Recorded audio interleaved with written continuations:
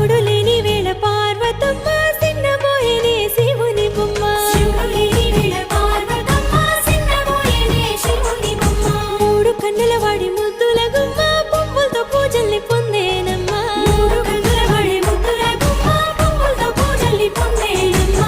గౌరమ్మే బతుకమ్మై ఎత్తుకొని వచ్చనే నెత్తిపై మేఘాలు ఏడేడు సంద్రాల ఎదరు పొంగిన నీళ్లు తీసుకొని వచ్చనే తిరుగుతూ వాగులు నురగలై పొంగెనే చెరువుల తూములు ఉత్తరం దక్షిణం నువ్వెక్కిపోతుంటే తంగేడు బొమ్మలు బంగారమై చూస్తే